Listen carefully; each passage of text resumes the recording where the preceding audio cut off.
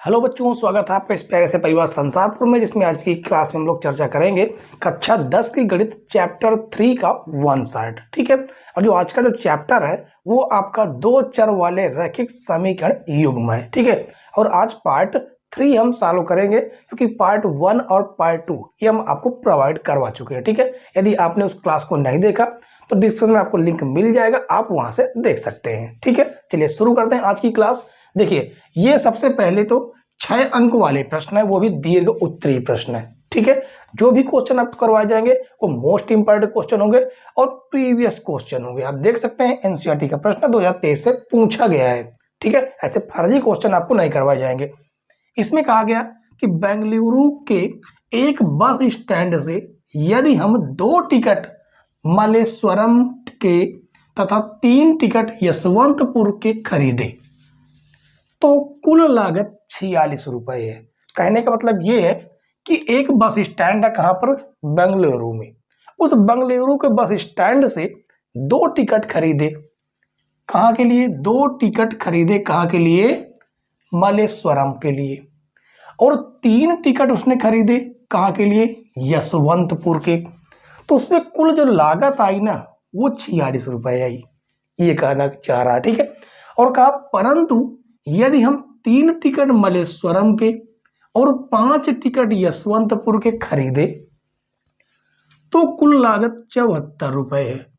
Bus stand से मल्लेश्वरम का किराया और बस स्टैंड से यशवंतपुर का किराया ज्ञात कीजिए। जो हमसे पूछा गया उसी को हम क्या करते हैं? मानते हैं। तो लिखेंगे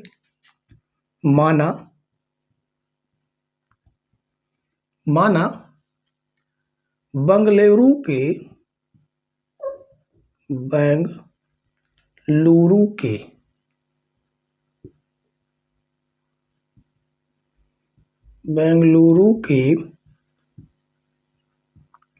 बस स्टैंड से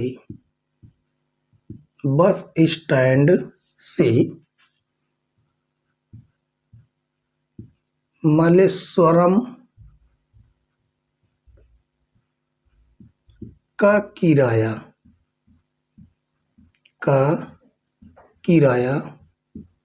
X रुपए तथा यशवंतपुर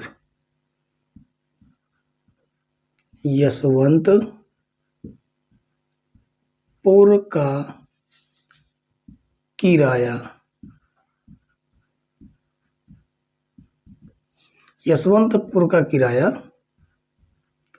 Y रुपया है। ठीक है। अब आगे प्रथम शर्त से लिखेंगे। प्रथम शर्त से क्या है? प्रथम शर्त 2 टिकट उसने मल्लेश्वरम के लिए खरीदे। तो हमें तो पता ही नहीं है कि बस स्टैंड से मल्लेश्वरम तक का एक व्यक्ति का किराया कितना है। तो हमने क्या माना है? X माना। और यशवंतपुर का किराया क्या माना? Y माना। अब 2 टिकट यदि खरीदता है तो रुपया कितना लगेगा? 2x लगेगा। 2x और प्लस यशवंतपुर का किराया Y रुपया है और टिकट कितने खरीदे गए? 3, तो ये हो जाएगा 3y। तो कुल किराया कितना लग गया था? 46 रुपया। ये हो जाएगा आपका समीकरण 1। ठीक है। अब द्वितीय शर्त से द्वितीय शर्त क्या है? द्वितीय शर्त ये है कि इस बार मल्लेश्वरम के लिए 3 टिकट और यशवंतपुर के लिए 5 टिकट खरीदे गए और किराया कुल कितना लगे? 74 रुपए। यानी कि 3x प्लस 5y बराबर 74। ये बन जाएगा आपका समीकरण 2। अब समीकरण 1 और 2 को हम सॉल्व करेंगे। ठीक है। तो लिखेंगे समीकरण 1 व समीकरण 2 को हल करने पर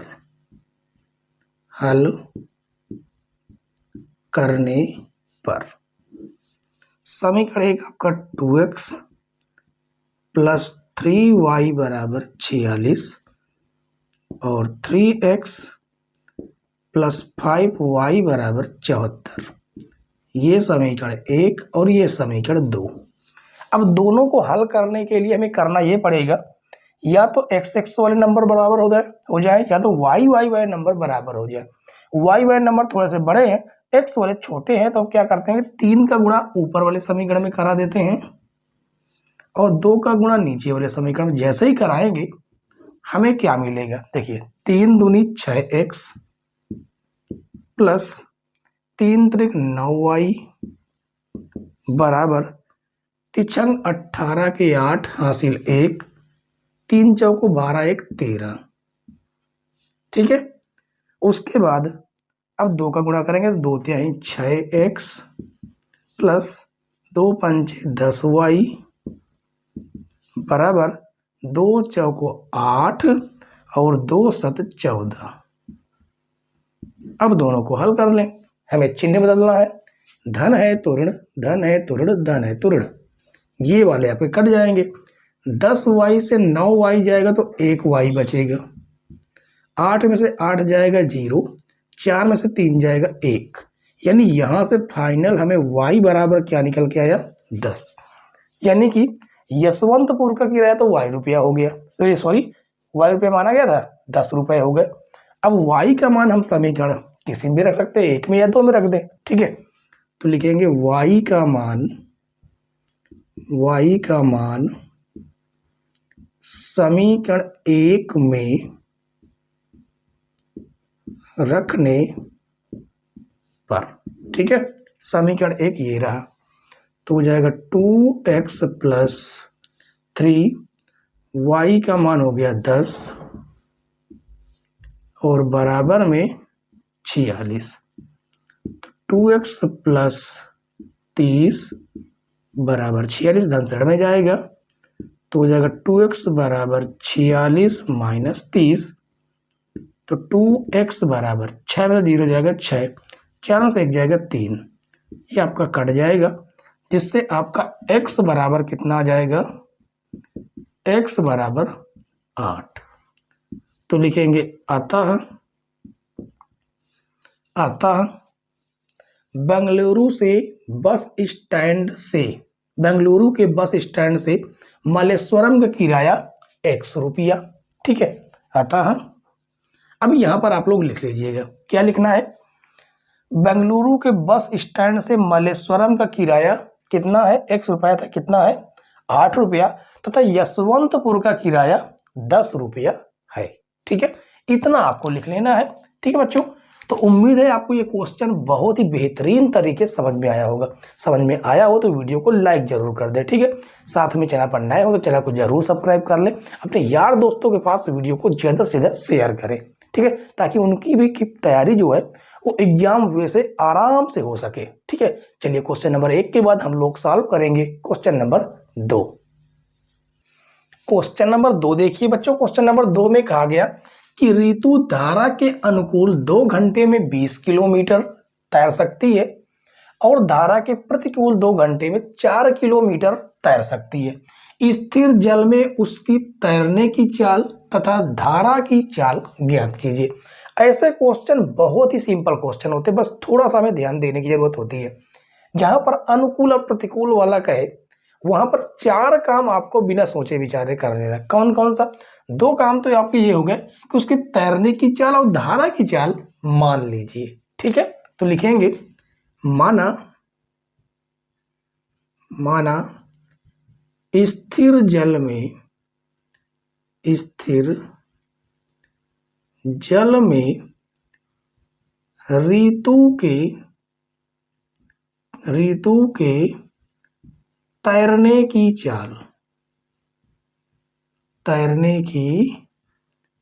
चाल x किलोमीटर प्रति घंटा।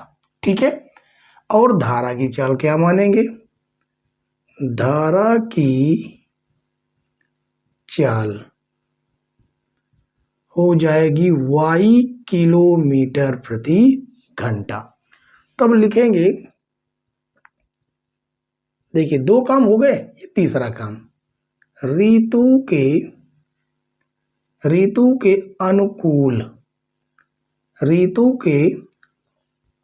धारा के अनुकूल,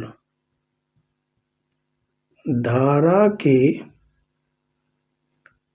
अनुकूल, यहां पर लिखेंगे धारा के अनुकूल तैरने की चाल, तैरने की चाल। अब आप खुद दिमाग लगाइए, थोड़ा सोचिए कि रीतु के तैरने की चाल तो एक्स है, धारा की जो चाल वो वाई है।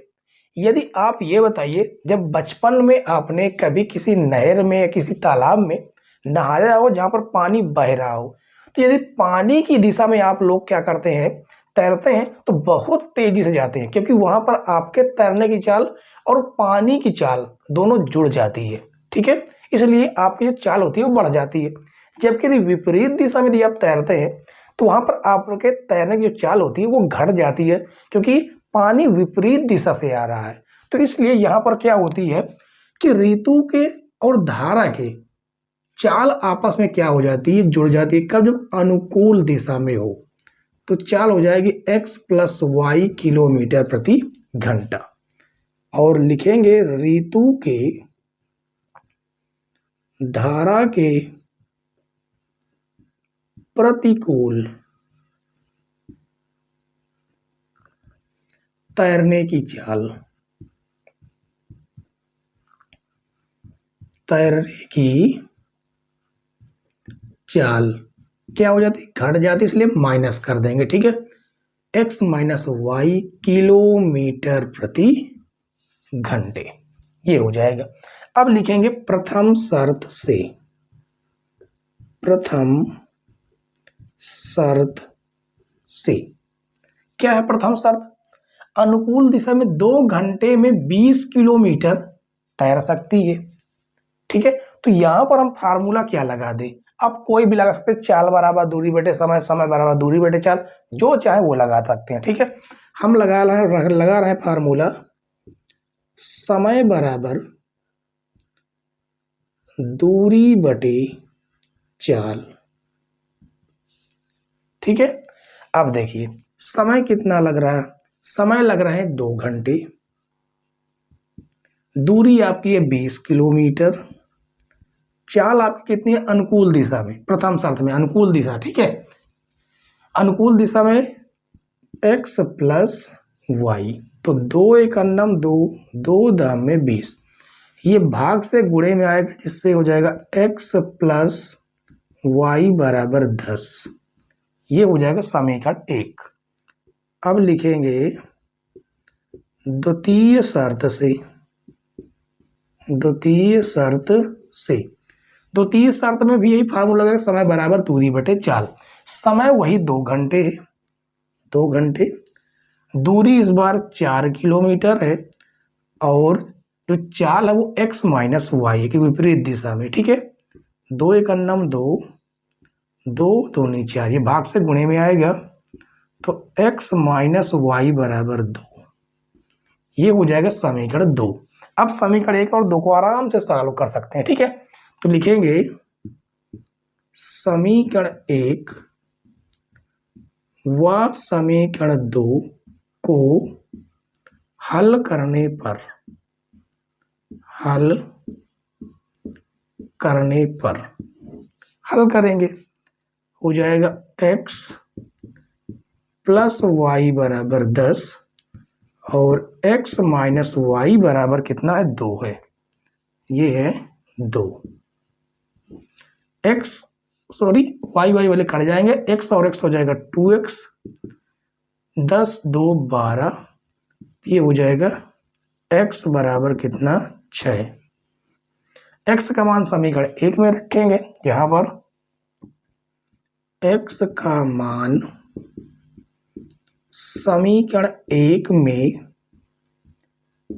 रखने पर, जैसे समीकरण 1 में रखेंगे यहां पर 6 प्लस वाई बराबर हो जाएगा 10, तो y बराबर हो जाएगा 10 माइनस 6, तो y बराबर आ जाएगा 4। ठीक है, तो लिखेंगे अतः, अतः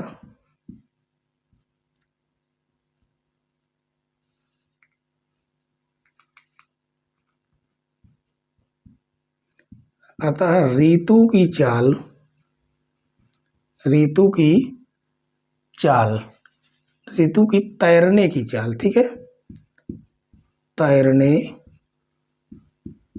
की चाल x कितना है 6 किलोमीटर प्रति घंटा। और धारा की चाल, धारा की चाल कितनी है 4 किलोमीटर प्रति घंटे। ये दोनों आपके क्या हो जाएंगे आंसर, ठीक है। कमेंट्स करके आप लोग बच्चों जरूर बताइए कि आपको क्वेश्चन समझ में आ रहे हैं कि नहीं आ रहे हैं। आ रहे हैं तो वीडियो को लाइक जरूर कर दें, ठीक है। तो उम्मीद है बच्चों की आराम से आप लोग बहुत बेहतरीन तरीके से समझ रहे होंगे और क्लास का आनंद उठा रहे होंगे, ठीक है। चलिए क्वेश्चन नंबर 2 के बाद हम लोग अगला क्वेश्चन सॉल्व करेंगे, क्वेश्चन नंबर 3। शुरू करते हैं बच्चों क्वेश्चन नंबर 3। क्वेश्चन नंबर 3 में कहा गया कि 2 वर्गों के क्षेत्रफलों का योग 117 मीटर स्क्वायर है। यदि परिमापों का अंतर 4 मीटर हो तो दोनों वर्गों की भुजाएं ज्ञात कीजिए। तो इसका मतलब है कि 2 वर्ग हैं। 2 वर्ग किस प्रकार के होते हैं आपको पता है कि मान लीजिए ये एक वर्ग है, एक वर्ग आपका ये है, ठीक है। और जो दूसरा वर्ग है वो आपका इससे थोड़ा छोटा बनाएंगे। क्यों बनाएंगे छोटा, अभी आपको आगे पता चलेगा, ठीक है। अब देखिए ये 2 वर्ग हैं, इनके हमें भुजाएं नहीं पता, तो पहले की भुजा मान लेते हैं कि x मीटर है। पहले की भुजा क्या मान लेते हैं कि x मीटर, और दूसरे की भुजा हम क्या मान लेते हैं y मीटर, ठीक है। आपको पता है कि वर्ग का क्षेत्रफल क्या होता है, वर्ग का क्षेत्रफल होता है भुजा स्क्वायर। यहां पर लिख देते हैं वर्ग का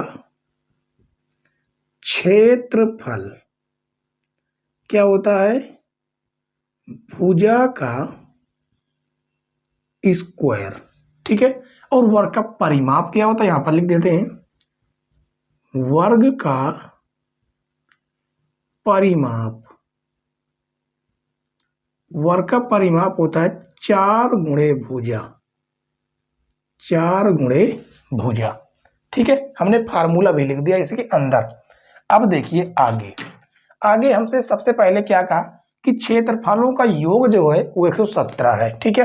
तो लिखेंगे, यहां पर हमने भुजाएं मान ली हैं, ठीक है। तो लिखेंगे प्रथम शर्त से, प्रथम शर्त से पहले वर्ग का क्षेत्रफल क्या हो जाता है भुजा स्क्वायर, भुजा स्क्वायर यानी x का स्क्वायर, इसका हो जाएगा y स्क्वायर। दोनों के क्षेत्रफलों का जो योग है वो है 117। इसको बना देते हैं समीकरण 1, ठीक है। अब द्वितीय शर्त से, द्वितीय शर्त से क्या है द्वितीय शर्त, कहा परिमापों का अंतर। तो परिमाप कितना होता है 4 गुणे भुजा, तो 4x और 4y, अंतर मतलब घटाना, दोनों घटाना कितना है 12 है, 12। यहां से आपको 4 कॉमन मिल जाएगा, तो x माइनस वाई बराबर 12, तो 4 तेई 12, तो x माइनस वाई बराबर 3, ऋण से धन में जाएगा जिससे x बराबर निकल के आएगा 3 प्लस वाई। इसको बना देते हैं समीकरण 2, ठीक है। अब लिखेंगे x का मान समीकरण 1 से समीकरण 2 में रखने पर, x का मान, x का मान समीकरण 2 से समीकरण 1 में रखने पर, ठीक है, रख देते हैं इस जगह पर। ये हो जाएगा 3 प्लस वाई का whole square plus y square बराबर 117। इसका हम फार्मूला खोलेंगे, a प्लस बी का होल स्क्वायर यानी कि 3 का square plus y square plus 2, a के रूप में आपका 3 है, b के रूप में आपका y है, ठीक है। b के रूप में वो क्या है y है, और प्लस वाई स्क्वायर, ये वाई स्क्वायर बराबर में हो जाएगा 117। तो ये हो जाएगा 3 का स्क्वायर 9, वाई स्क्वायर हो जाएगा 2y स्क्वायर, 2×3 6, वाई धन साइड में आ जाएगा 117 बराबर हो जाएगा 0। इसको थोड़ा सीरियल से रखते हैं, 2y square plus 6y minus 117 से 9 घटा दीजिए। 17 से 9 घटाएंगे कितना आ जाएगा? 17 से 9 कितना आ जाएगा? 8 आएगा। कितना जाएगा? 8 आ जाएगा ना। देखिए ये 17 है, 17 से आप 9 घटा दीजिए, क्योंकि इधर से हम एल क्या लेंगे? कॉमन, वो सॉरी 1 ले लेते हैं, ठीक है। तो जैसी बात है, देखिए कितना जाएगा? 8। तो ये हो जाएगा आपका 8, और ये कितना हो जाएगा? ये तो मात्र आपके पास 10 ही बचेगा, बराबर में 0। यहाँ से कुछ कॉमन भी मिल रहा है आपको, 2 कॉमन मिल रहा है, तो ये हो जाएगा वाई स्क्वायर प्लस का 3y माइनस 2 पंचे 10, 2 चौको 8 बराबर 0। ये गुणे से भाग में चला जाएगा, जिससे मात्र आपके पास बचेगा Y square plus 3y minus 54 बराबर 0। अब ये जो है ना, ये आपका 2 घात समीकरण बन गया। घटाने पर 3 आना चाहिए, गुणा करने पर 54 आना चाहिए। ऐसी कौन सी संख्या है? तो 9 छक 54 होगा, क्योंकि 9 से 3 घटा देंगे 6 आ जाएगा। सॉरी 9 से 3 6 घटा देंगे, 9 छक 54, 9 से 6 घटाएंगे 3 आ जाएगा, ठीक है। तो हो जाएगा y square plus 9 minus 6 y minus 54 बराबर 0। तो ये हो जाएगा वाई स्क्वायर, इसका अंदर गुणा करेंगे 9y माइनस 6y माइनस 54 बराबर 0। यहाँ से आपको y कॉमन मिल जाएगा, तो हो जाएगा y प्लस 9। यहाँ से माइनस का 6 कॉमन मिलेगा, तो y प्लस 9 बराबर 0। दोनों जगह से क्या कॉमन मिलेगा? y प्लस 9, क्या बच जाता है? y माइनस 6 बराबर 0। अब यदि y प्लस 9 बराबर 0 दिखाते हैं, तो y बराबर आएगा माइनस का। और आपको पता है कि जो लंबाई हो या चौड़ाई हो, ऊंचाई कुछ भी हो, माइनस की होती नहीं है। तो ये वाला हो जाएगा आपका अमान्य, ये माना नहीं जाएगा, ठीक है। जबकि यदि y माइनस 6 बराबर 0, तो y बराबर 6, ये होगा मान्य, ठीक है। अब उसके बाद हमसे क्या पूछा है? भुजाएं। तो एक की तो भुजा निकल गई, दूसरी की भुजा हम समीकरण 2 में रख के निकाल लेंगे, ठीक है। तो लिखेंगे y बराबर 6 समीकरण 2 में रखने पर, समीकरण 2 में रखने पर कहां पर रखेंगे? ये रहा समीकरण 2। तो x बराबर 3 प्लस 6, तो x बराबर हो जाएगा 9। तो लिखेंगे अतः पहले वर्ग की भुजा, पहले वर्ग की भुजा जो कि थी x, वो है 9 मीटर, और दूसरे वर्ग की भुजा, दूसरे वर्ग की भुजा जो कि y थी, वो है 6 मीटर। ये दोनों हो जाएंगे आपके आंसर, ठीक है। उम्मीद है बच्चों कि तीसरा क्वेश्चन भी आपको बेहतरीन तरीके से समझ में आ गया होगा। समझ में ना आया हो तो भी आप लोग कमेंट्स करके बताइए कि क्वेश्चन आपको समझ में आ रहा है या नहीं आ रहा है। नहीं आ रहा है तो हम आपको और अच्छे से समझाने का प्रयास करेंगे, ठीक है। चलिए क्वेश्चन नंबर 3 के बाद हम लोग सॉल्व करेंगे क्वेश्चन नंबर 4। क्वेश्चन नंबर 4 देखिए बच्चों, क्वेश्चन नंबर 4 भी बेस्ट क्वेश्चन है। इसमें कहा गया कि 2 अंकों का योग 8 है तथा उनके व्युत्क्रमों का योग 8/15 है। संख्याएं ज्ञात कीजिए। 2022 में पूछा गया प्रश्न है, ठीक है। तो चलिए हम 2 संख्याएं मान लेते हैं अपनी तरफ से कि माना दो संख्याएं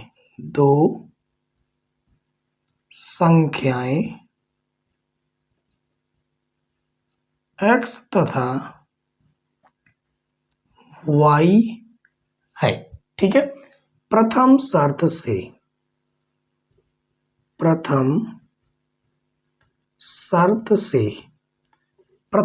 ये है कि उन दोनों जो दो अंक है ना x और y, उनका जो योग है वो 8 है। यहां से हम y की वैल्यू निकाल लेते हैं। आप चाहे तो x की वैल्यू निकाल सकते हैं, कोई दिक्कत नहीं होगी। 8 माइनस x, इसको बना देते हैं समीकरण 1। ठीक है, कहा उनके व्युत्क्रमों का योग, ये आपका द्वितीय शर्त है। द्वितीय शर्त से कहा उनके व्युत्क्रम, किसका? x का व्युत्क्रम मतलब उल्टा 1/x, y का व्युत्क्रम 1/y, इनके व्युत्क्रमों का जो योग है वो है 8/15, ये हमसे कहा है। ठीक है, इसको थोड़ा हम सॉल्व करेंगे तो देखिए x y, इसका इधर गुणा हो जाएगा y, ये हो जाएगा x बराबर 8/15। ठीक है, और उसके बाद इसका हम तिरक मल्टीप्लाई कर देते हैं, ये हो जाएगा 5y प्लस ये हो जाएगा कितना, ये हो जाएगा आपका 5x बराबर 8xy, इसको हम बना देते हैं समीकरण 2। ठीक है, हम चाहते थे यहाँ पर इसकी वैल्यू भी रख सकते थे, कोई दिक्कत नहीं, आप रखें, बाद में रख सकते हैं, क्या दिक्कत है। ठीक है, चलिए हम क्या करेंगे कि लिखेंगे y का मान समीकरण 1 से 2 में रखने पर, y का मान समीकरण 1 से 2 में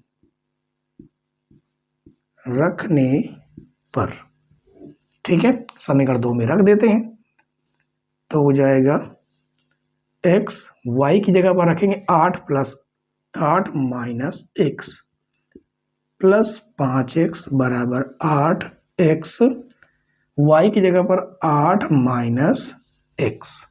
ठीक है, चलिए अब इसको आगे हम सॉल्व करते हैं तो 8 × 40 माइनस 5x प्लस 5x, ये हो जाएगा 8 × 8 = 64, ये हो जाएगा 8 × 8 = 64x माइनस 8x स्क्वायर, ये प्लस माइनस कट जाएंगे और इधर आपका 40 बचा हुआ है। ठीक है, इसको आगे सॉल्व करते हैं, कितना बचा हुआ इधर 40, ये है 40 बराबर में 64x माइनस 8x स्क्वायर। ठीक है, आपको पता है कि एक्स स्क्वायर वाला किसका होना है, धन का होना चाहिए, ऋण से धन में आ जाएगा 8x स्क्वायर, ये भी धन से ऋण में आ जाएगा 64x प्लस का 40 बराबर 0। यहाँ से आपको 8 कॉमन मिल रहा है तो बचेगा x स्क्वायर 8 × 8 = 64x, 8 × 5 = 40 बराबर 0, गुणे से भाग में चला जाएगा तो ये हो जाएगा x स्क्वायर माइनस का 8x प्लस का 5 बराबर 0। ये तो बन गया आपका दो घात समीकरण।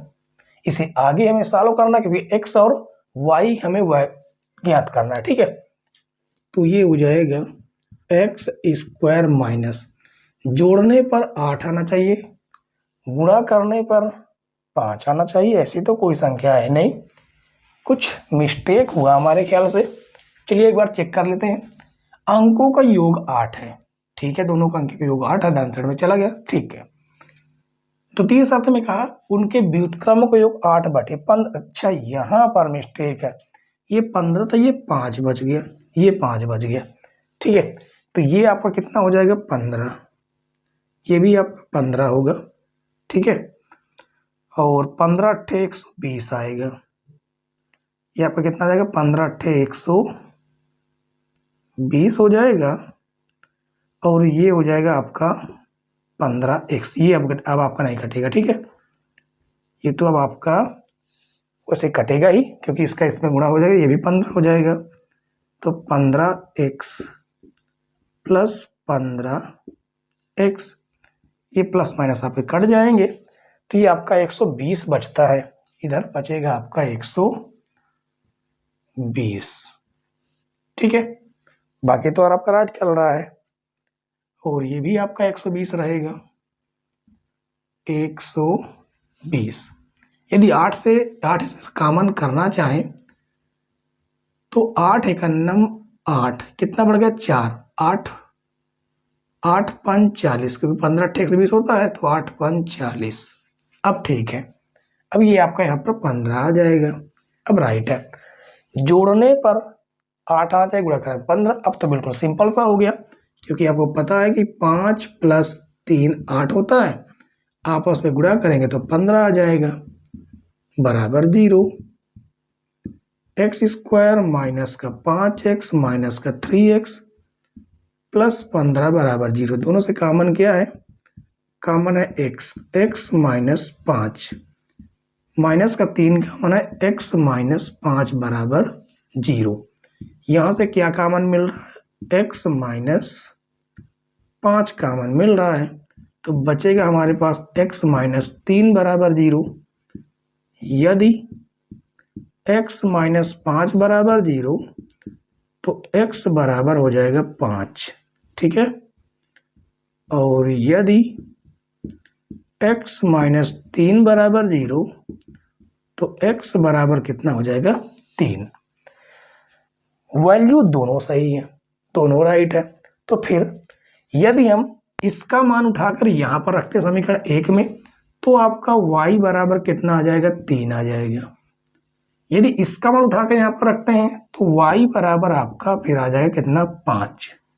कहने का मतलब यह है कि यदि x का मान 5 है तो y का मान 3 होगा, और x का मान 3 है तो y का मान 5 होगा। दोनों अपनी जगह पर सही है, ठीक है।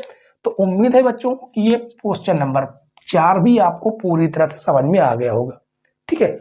और आज की जो क्लास का लास्ट क्वेश्चन होगा वो आपका 5वां नंबर क्वेश्चन, बहुत जबरदस्त क्वेश्चन है, ठीक है। बहुत जबरदस्त क्वेश्चन है, आप उसे जरूर देखें। तो चलिए शुरू करते हैं क्वेश्चन नंबर 5। क्वेश्चन नंबर 5 देखिए बच्चों, क्वेश्चन नंबर 5 बेस्ट क्वेश्चन है, एनसीईआरटी का प्रश्न 2023 में पूछा गया प्रश्न है, और लंबा क्वेश्चन है, ठीक है, क्योंकि 6 नंबर वाले प्रश्न है। इसमें कहा गया कि 300 किलोमीटर की दूरी यात्रा करने में यदि एक व्यक्ति 60 किलोमीटर रेलगाड़ी द्वारा शेष बस द्वारा, शेष यानी 240 किलोमीटर बस द्वारा तय करता है, तो उसे 4 घंटे लगते हैं। यदि वह 100 किलोमीटर रेलगाड़ी द्वारा तथा शेष बस द्वारा यात्रा करे, यानी 100 किलोमीटर रेलगाड़ी द्वारा, शेष बस यानी बचता कितना? 200 किलोमीटर, 200 किलोमीटर बस द्वारा यात्रा करे तो 10 मिनट ज्यादा लगते हैं। यानी पहले लग रहे थे 4 घंटे, अब लग रहा है 4 घंटे 10 मिनट लगते हैं। तब रेलगाड़ी तथा बस की चाल क्रमशः ज्ञात कीजिए। तो हमसे पूछा गया कि रेलगाड़ी और बस की चाल ज्ञात कीजिए, उसे मान लेते हैं, ठीक है। तो लिखेंगे माना रेलगाड़ी की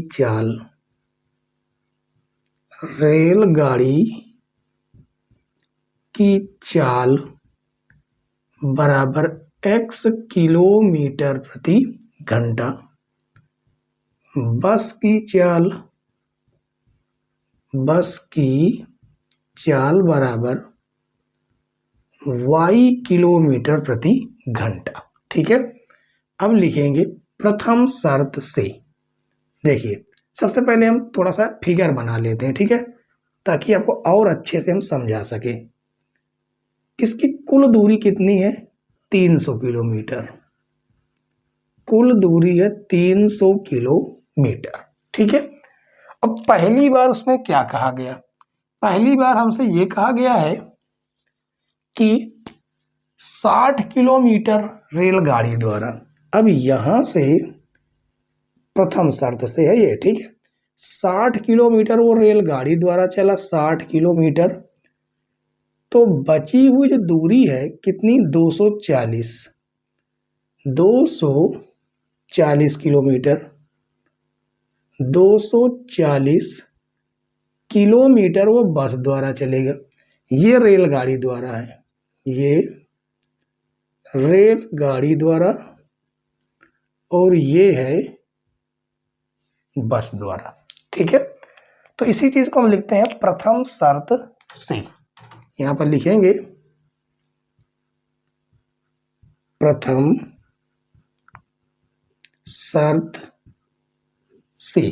फार्मूला क्या लगाएंगे? फार्मूला लगाएंगे समय बराबर दूरी बटे चाल। इस फार्मूले का यूज करेंगे। समय कितना लग रहा है? देखिए 4 घंटे लग रहे हैं। 4 घंटे कब लगते हैं? जब वह 60 किलोमीटर रेलगाड़ी द्वारा चली है। रेलगाड़ी की जो चाल है वो है x किलोमीटर और बस की चाल है y किलोमीटर। तो दूरी कितनी चली? 60 किलोमीटर। किस चाल से? x चाल से। प्लस अभी 200 किलोमीटर और चलना है। किस चाल से? y चाल से। ये आपका हो जाएगा समीकरण 1। ठीक, अब द्वितीय शर्त से। द्वितीय शर्त से, द्वितीय शर्त ये है कि 4 घंटे तो लग रहे हैं प्लस 10 मिनट और लग रहे हैं।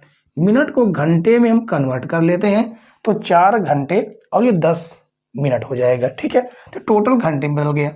अब बराबर कब? जब वो से सेकेंड शर्त है, द्वितीय शर्त। द्वितीय शर्त में ये कहा गया कि वो 100 किलोमीटर, कितनी? 100 किलोमीटर वो कैसे चल रहा? रेलगाड़ी से।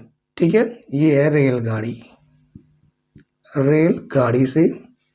और 200 किलोमीटर, कितना? 200 किलोमीटर वो चलता है बस द्वारा। तो 4 घंटे 10 मिनट लगते हैं। ठीक है, तो समय तो ये हो गया। दूरी आपकी 100 किलोमीटर बटे में x प्लस 200 किलोमीटर बटे में चाल y। ठीक है, इसको थोड़ा हम और सिंप्लीफाई करें तो 0 से 0 आपका कट जाएगा। ठीक है, जैसे कटेगा इसको हम हल करेंगे। 4 छंग 24 1 25, 25 बटे 6 बराबर ये हो जाएगा 100 बटे x प्लस 200 बटे y, बन जाएगा समीकरण 2। ठीक है, अब एक काम ये करते हैं, जो समीकरण 1 और 2 में आप देख सकते हैं कि यहाँ पर बटे में x है या बटे में y है, बटे में x है बटे में y है। तो हम लिखेंगे माना 1 बटे x बराबर a और 1 बटे y बराबर क्या मान लेते हैं? b। ठीक है, तो ये तो आपका 4 तो रहेगा ही रहेगा। तो ये हो जाएगा 60a प्लस 240b। ठीक है, यहां से यदि कुछ हम कॉमन कर सकते हैं तो कर ले। कितना कॉमन कर सकते? 4 कॉमन कर सकते हैं, तो इसे थोड़ा सॉल्व करने में आसानी होगी। 4 कॉमन करेंगे तो 4 एक अन्नम 4 2 बढ़ेगा, 4 पंचे 20 प्लस 4 छंग 24 b। 4 से 4 आपको कट जाएगा तो ये हो जाएगा 15a प्लस 60b बराबर 1, और ये आपका बन जाता है समीकरण 3। ठीक है, इसमें भी यही करेंगे। 25 बटे 6 बराबर 100a हो जाएगा प्लस 200b। यहां से कॉमन क्या मिल सकता है? कॉमन तो हम 100 भी कॉमन कर सकते हैं, लेकिन 100 कॉमन करने का कोई मतलब नहीं है। ठीक है, तो यहां से जो हम काट सकते हैं 25 कॉमन कर लेते हैं। 25 बटे 6, 25 कॉमन करेंगे तो 25 चौको 100 और 25 अठे 200 हो जाएगा। 25 से 25 आपका कट जाएगा तो बचेगा 1 बटे 6 बराबर 4a plus 8b।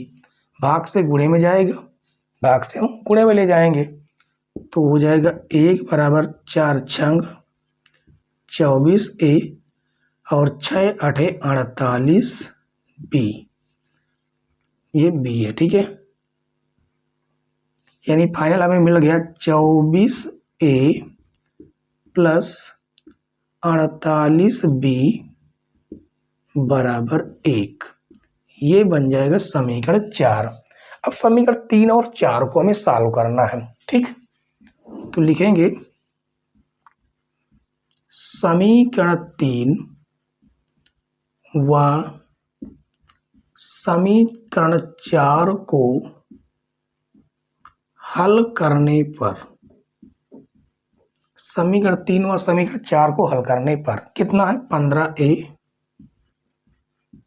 Plus 60B बराबर 1। ये आपका समीकरण 3 है।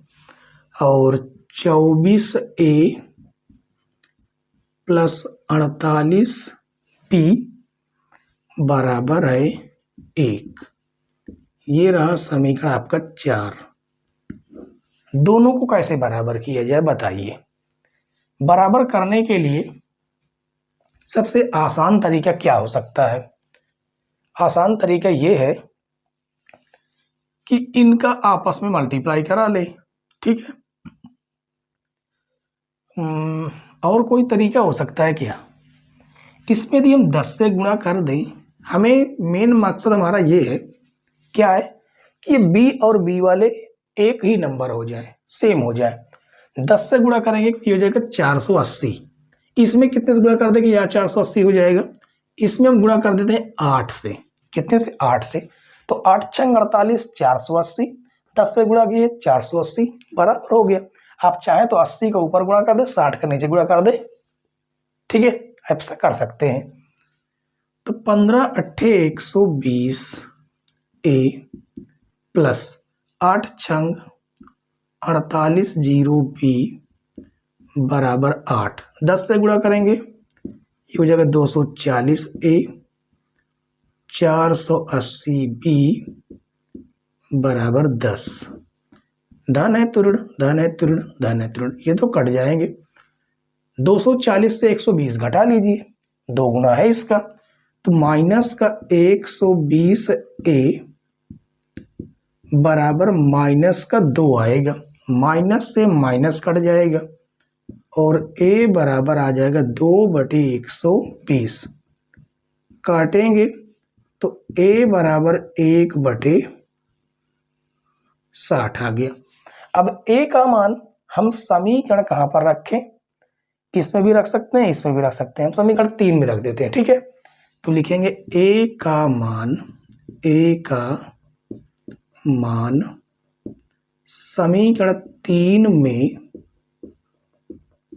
रखने पर, ठीक है, समीकरण 3 में रखते हैं तो हो जाएगा 15 × 1/60 प्लस 60B बराबर 1। 15 चौको 60। तो यहाँ पर बच गया 1/4 बराबर प्लस 60 प्लस 60B बराबर 1। धन से ऋण में जाएगा। वैसे आगे हमें सॉल्व करने के लिए इसको रफ करना पड़ेगा। ठीक है, रफ तो करना ही पड़ेगा क्योंकि हमें पर्याप्त जगह चाहिए, पर्याप्त जगह है नहीं, तो इतना हम करते हैं रफ। ठीक है, इसको आप एक बार स्क्रीनशॉट ले लीजिए, इसको नोट कर लीजिए। उसके बाद हम इतना का रफ करेंगे। ठीक है, ये इतना भाग करते हैं रफ। उम्मीद है बच्चों क्वेश्चन आपको समझ में आ रहा होगा। ठीक है, लंबा क्वेश्चन है लेकिन घबराना नहीं है, आराम से क्वेश्चन को सॉल्व करना है। चलिए, इस 1/4 को धन में भेज देंगे तो यहां से क्या आ जाएगा, 60B बराबर 1 माइनस 1/4। एलसीएम लेंगे, एलसीएम आएगा 60B, एलसीएम आएगा 4, 4 एक अन्नम 4 माइनस 1, तो 60B बराबर 3/4। काटेंगे 3 दूनी 6 0। तो यहाँ से 20B बराबर 1/4, यहाँ पर 1 बचेगा और B बराबर आ जाएगा 1/20 चौको 80। ठीक है, बी का मान ये रहा और जो ए का मान है वो है 1/60। हमें ए और बी की वैल्यू निकालना नहीं था, हमें तो निकालना था किसकी, एक्स और वाई की। तो 1/b किसके, सॉरी बी किसके बराबर, 1/y की। तो बी के जगह पर हम रखेंगे 1/y बराबर 1/80। तो यहां से हमारा y बराबर निकल आएगा 80, ठीक है। और यहाँ पर 1/x रखेंगे तो 1/60। तो तो x बराबर कितना आ जाएगा, 60, ठीक है। अब यहाँ पर लिखेंगे अतः रेलगाड़ी की चाल, रेलगाड़ी की चाल जो कि x है वो है 60 किलोमीटर प्रति घंटा, और बस की चाल बराबर कितनी, 80 किलोमीटर प्रति घंटे। ये दोनों आपके आंसर हो जाएंगे, ठीक है। तो उम्मीद है बच्चों कि 1 से 5 तक के सारे क्वेश्चन आपको समझ में आ गए हों। तो वीडियो को लाइक, शेयर और चैनल पर नए हो तो जरूर सब्सक्राइब कर ले, साथ में बेल आइकन भी प्रेस कर लेने से नई नई वीडियो की नोटिफिकेशन सबसे पहले आपके पास पहुंच जाए, ठीक है। और कल की क्लास में बच्चों हम लोग द्विघात समीकरण का 1 शॉट करेंगे, तो कल की क्लास बच्चों लेना ना भूलें, ठीक है। और कल की क्लास का बच्चों वेट कीजिए, तब तक के लिए बाय बाय, टाटा।